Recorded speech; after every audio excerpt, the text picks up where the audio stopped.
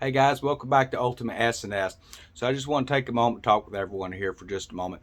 Every person that you're going to come across in life or online and YouTube channels and different social media, each person has their own story to tell. Each person comes from a unique walk of life, the experiences that they've had and things like that. So it's important to remember that when you're engaging with people and talking to them about building sustainable lifestyles, whether it's prepping, gardening, raising your own livestock, and things like that. And understand that financially, not everybody is the same when it comes to that type of stuff. So it's really important to stress on the issue of do the preps that you can do. So there's all kinds of different types of preppers out there. We have preppers from all over the world that come in and they comment. Most of us, I believe, follow the same types of channels and things like that.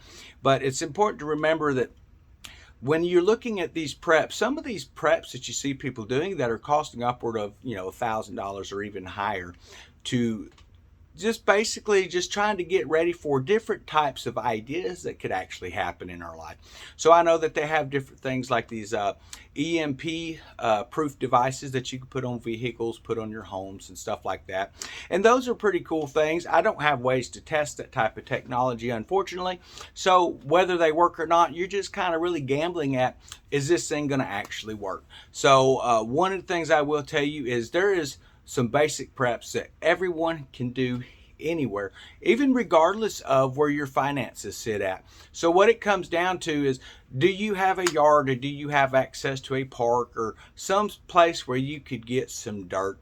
And even if you're just taking and cutting the top off of an old laundry detergent bottle, putting some holes in it and growing some plants in your shower, whether they be small bean plants and stuff like that, you're going to get fruits. You're going to get some type of a crop off of that stuff. It may not be really big crops, but these are things that you can do in your own house, basically just using things that are just kind of laying around, or maybe that you even throw in the recycling bin or even the trash can. So it's important that you look at the life that you have and figure out the way that you can prep around that. Now, there are a lot of different types of preps out there, like we've said. And one of the things I think that's really important is, if you are not financially in a situation where you can go out and spend, $100,000 on one of these nuclear bunker type deals, which honestly, I don't know how effective they would be. Yes, while on one hand, it would be a bunker that would be hardened under the ground, so you should be able to avoid radiation. You have to look at air filtrations and those types of systems, and those filters that remove radioactive materials and stuff. Those things are super expensive, and they do not have like a 20-year life. A lot of them do not even have a month life. They will have to be able to be changed out. So looking at those filters, they're anywhere from $5,000 to $20,000 per filter. So is it really something that's really worth investing in if you were not financially secure? I would say probably not, because chances are, if it's that bad of radiation in your area, you probably should have left the area. So one of the things that we're looking at now is, what can I do here at my own home where I can actually have a chance? So one of the things I do, obviously, is we raise different types of flocks. So we have our quail flocks and we have our chicken flocks. And during the course of this thing, man, I've been kind of startled going into it how expensive it can be when it comes to the food. So if you're noticing that your flock is costing you a lot of money in feed and you're not getting a lot of return, then maybe you need to reduce the size of your flock or change the type of flock animal that you have. So like with my chickens, originally we started off with we should have been 10, ended up being 11. Then we got some more and we ended up having around 15 chickens. And that was just to make sure we had enough laying hens. We are now at 5 laying hens and 2 roosters. One of those roosters will probably eventually get butchered out. We'll just have to wait and see. But it's nice to have that auxiliary for a purpose of, if something was to happen, you have a backup rooster. Or you could take your rooster after one hatch cycle, move him to the other pen, and move your other rooster in. That way you've kind of mixed the bloodlines up a little bit, which is going to give you the chance to keep your flock a little healthier. You don't want a lot of inbreeding. But I'm currently, with my chickens, I'm spending right around $20 a month on feed. So that's not too bad. I have recently switched over to Walmart to get chicken feed because his cheaper right now than it is over at the feed store. Now with my quail, I still get my feed at the feed store because Walmart does not sell the high protein 50-pound bags of game bird feeder. So that's what I give my quail. That is an 18% protein. But when you have laying hens, you don't really need that much protein, and you need a good source of calcium. So you can go to the store and you can buy a 40-pound bag for anywhere between $9 and $11, and they go upward of that with the fancy labels and stuff, but you don't really need that. But if you're making sure that you supplement their feed, which is stuff around the yard, whether it's weeds, just picking weeds, throw it in there. They'll eat what they want. What they don't want will turn into bedding on the ground, and it will dry up in there eventually as well. And then you can take and make your mulch pile out of that type of stuff. But one thing I've noticed is they will eat the seed heads off, so you're not going to have to worry about weeds whenever you move that compost later into a garden situation. One of the other things that I've noticed is if I'm taking stuff out of my garden, and we're talking, peels from cucumbers, the ends of zucchinis and things like that, and taking and throwing out there, they eat less food. But they're also getting more vitamins than they are from that feed you're buying at the store. So they're going to eat a little bit less food. That's going to save you quite a bit of money on it. But I think most of us can all agree that we have plenty of weeds, especially down here in Florida. I mean, just turn your head and you're going to see a bunch of weeds growing. And a lot of that stuff is actually natural plants that you yourself could eat as well. But you can pick it, give it to your chickens, and take that manure that they produce, and you can put that in a garden. Now, I know not everybody is physically capable of doing a garden outside. I'm 42 years old. I'm not in that bad a shape, I guess, but it is hot. I mean, it is hot out there. One of the things that I learned after putting in this first garden is where my shade cycles are at through the summertime. So that's something you need to be looking at. Maybe you're not doing a garden this year, or at this time of the year. It is summertime. It's going to be harder to get things started. It's not impossible, but you have to find where those shades are for your high afternoon suns, when the sun is high in the sky and it is just baking down on your crops. So you want to make sure that you have shaded areas for that. And that's where you want to plant your summer garden, in those areas. Your spring garden you can have in direct sun. Fall gardens, you could even do those in direct sun, but during the summer, important to have that shade. And the reason why is when you're looking at like our zucchini plants and things that are out there, and our squash plants, when that sun is up, it's not the sun that slows your crop down. It is the heat, the intense heat. You're looking at about 10 degrees difference in the shade in some of these areas where I've planted at. And when you get too high of a heat in that area, you're going to be stressing your plants. You're going to run into situations where your zucchini plants, they will slow down, or your squash plants will slow down, and it's because of the heat. They start producing male blooms, and you're not seeing as many female blooms. But if you have them in those shaded areas, they will continue to produce. They will slow down some because of the heat, but you're going to have to make sure that you water them. So I think the most common comment that I've seen is about the rain. It's not raining enough. It's not raining enough. You're having to water the gardens. Well, that is part of gardening. Unfortunately, if you're hooked on city water, I don't recommend using the city water for your garden, because it's been treated with chlorine. It's been treated with fluorides and things like that. And I don't really want that crap in my ground. So one of the things that you can do is you can put in a shallow well with one of those sand points that they sell at Harbor Freight and a lot of other different places, Ace Hardware. You can get them online, and you do a hand-driven well, which is where you actually physically take a sledgehammer, or you could get one of those post drivers, and you would put that down in the ground. If you are in an area where you can get water at, say, 20 foot, I would not recommend drinking that water, but that water would be perfect for your plants, and you can use that water to actually water your plants, and it's not going to cost you on your watering bills. Now, if you already have a well, that is great, because that's going to put you up into a really good category where basically all you're paying for is electricity to run that. But you can actually cut back on the cost of your electricity for your well as well, simply by going out, and you can get, they have these solar generators, which is basically some battery packs. You can do that where they charge up. It's in a well house, and the solar panels on top, and it kicks on that well pump. They have the well jets that are rated where you can actually run it on 110 volts. It has a 120 volt hookup. You just plug into it, it pulls what it needs, and you're watering your garden that way. Or you could actually take and put in one of those hand pumps, the garden pitchers, which is going to require you to move buckets, or you could build a trough system, or even put in a hose type system where while you're pumping that, it collects in a basin and it runs out the hose. down into your garden. And those are some great ways to do it. You can put in misters. I would not do overhead misters in your garden, especially if you're outdoors. If you're in a greenhouse, that probably wouldn't be too bad, but you're going to deal with issues if you don't have a lot of airflow inside a greenhouse, where you can actually start getting mildew and molds on your plants. And that's one of the big things when you have those large bushy plants like what we have here with the zucchini and stuff, is it's going to create a situation where the airflow is not going in those plants very good, and you're going to get mold and mildew issues on the bottom side of your leaves.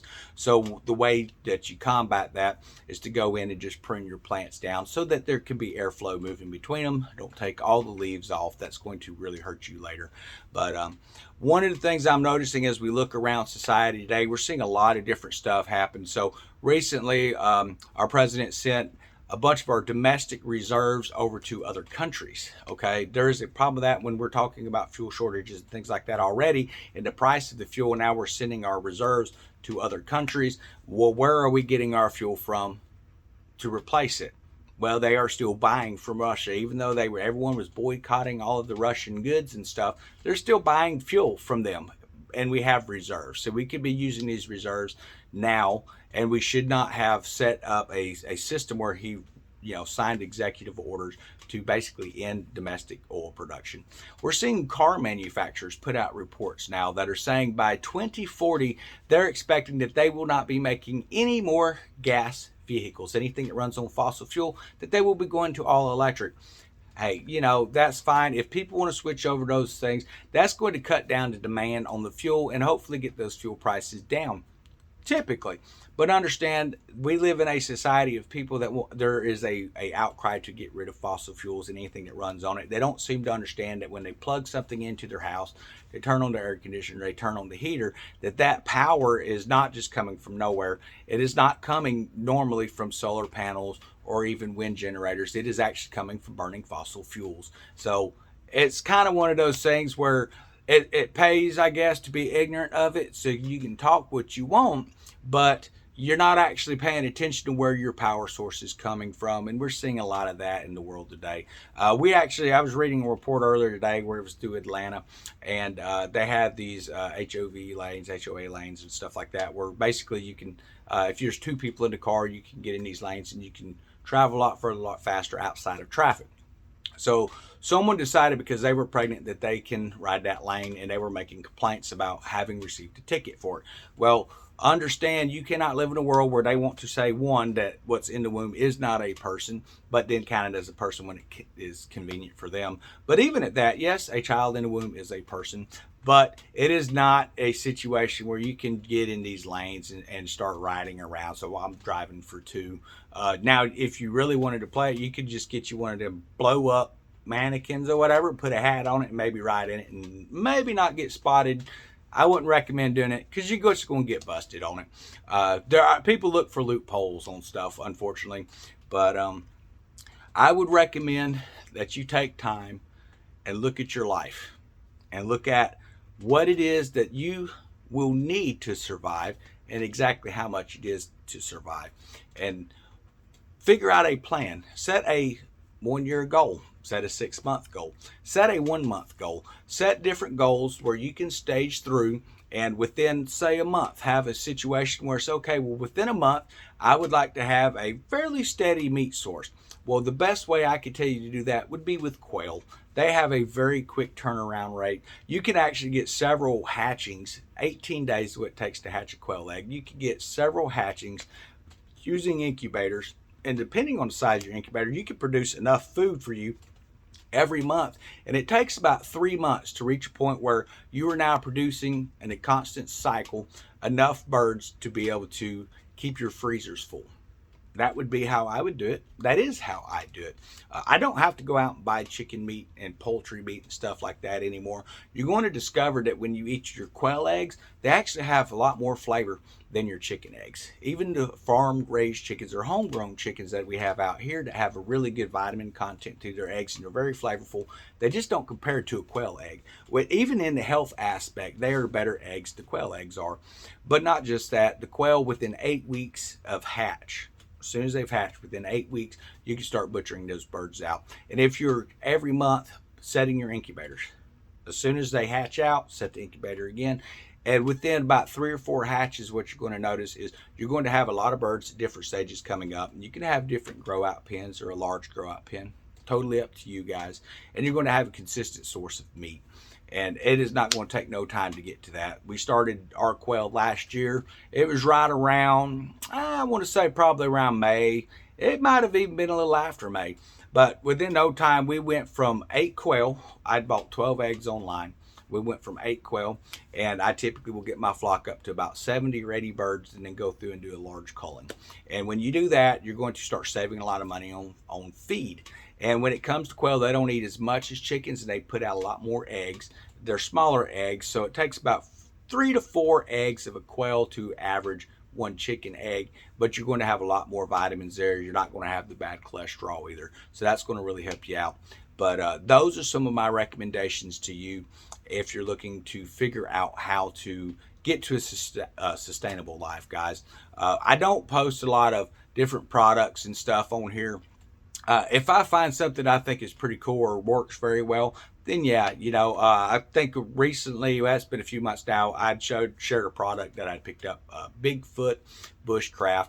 They have really good fire plugs, which is, it looks like a cotton wad with some kind of fuel source in it.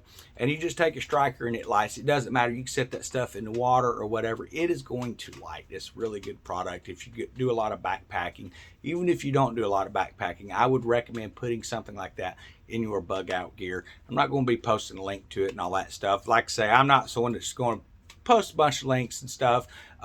When they do come out with another discount code that I can give the viewers, I will make sure that I run the video with a new discount code. I don't have that right now, but if you're still interested, you go to Bigfoot Bushcraft and check that out.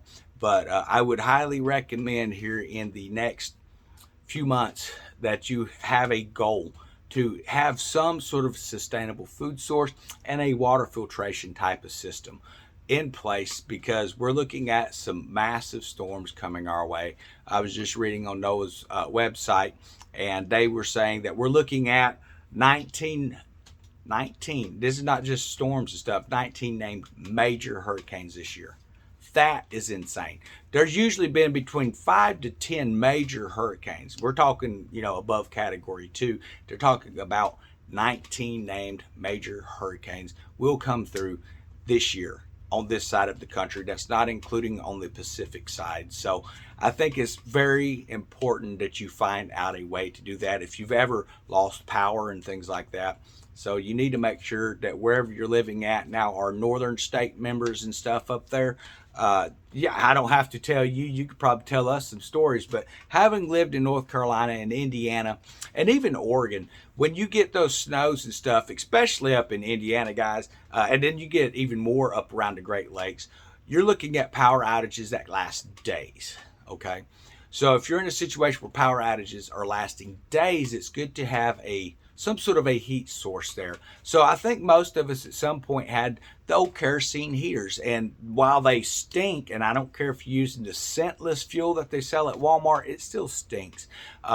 Those prices have gone through the roof, and that was the way a lot of people where I grew up in North Carolina would actually heat their homes in the wintertime, because it was cheaper than using those electric heaters that you plug into the wall.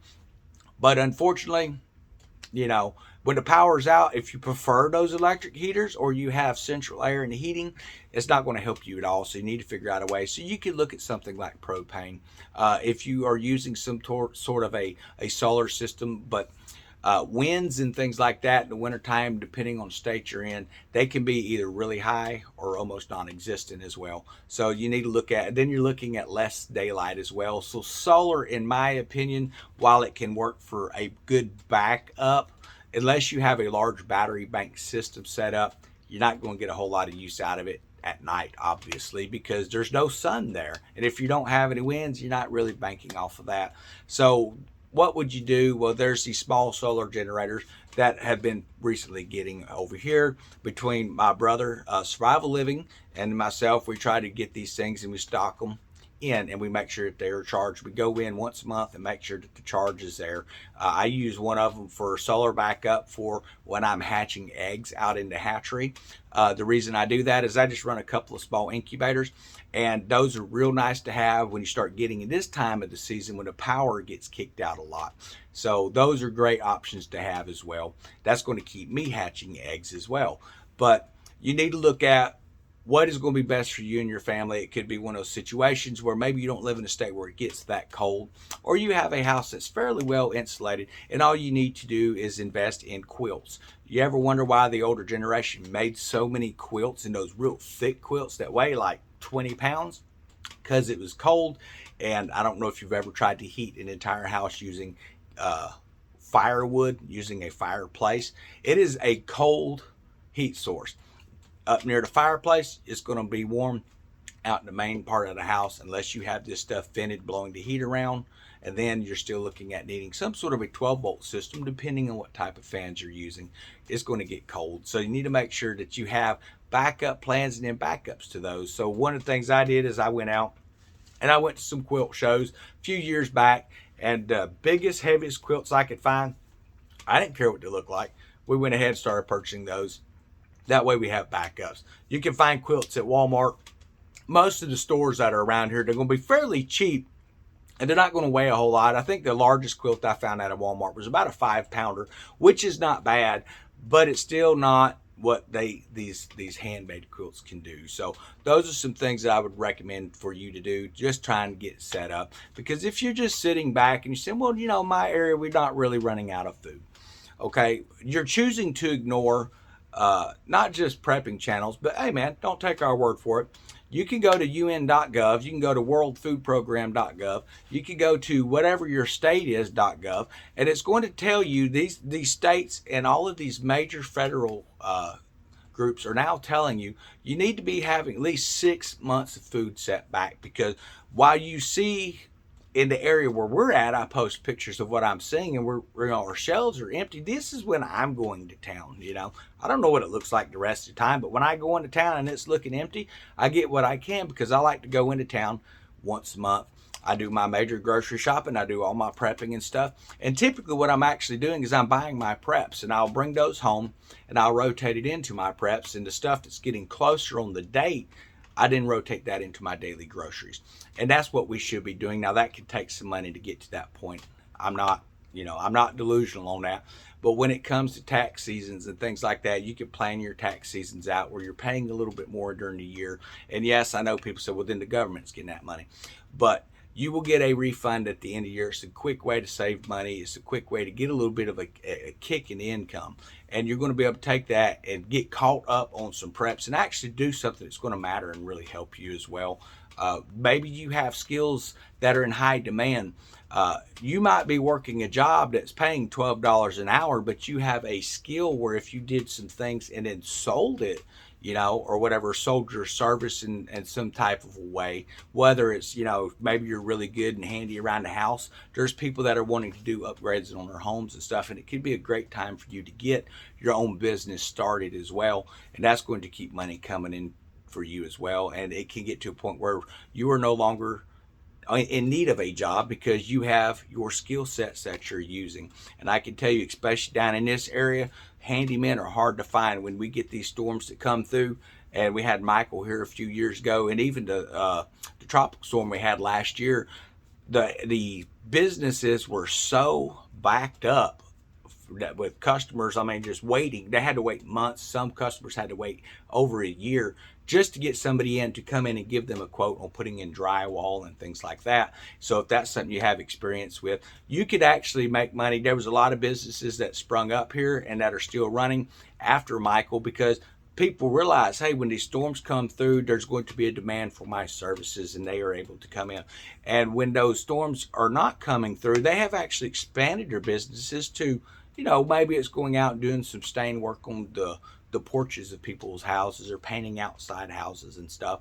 There's a lot of really big need right now across this country, not just in Florida, for handymen. So that might be something to get into. Now, depending on the state, if you're going to be doing electrical work and stuff like that, it's going to need to be inspected, and you need to make sure that you're following certain regulations depending on what type of work it is that you're doing, guys. But I hope everyone's having a wonderful day. I'm going to get off of here. This video went a little longer than I thought, but I just wanted to give you a little encouragement that everyone is unique and everyone has a skill that even you may not even realize is a skill, but there is a demand for that skill, and you can reach a level of self-sufficiency and not have to worry about trying to work and make somebody else rich while they kick you a few peanuts down the trail. So have a wonderful day.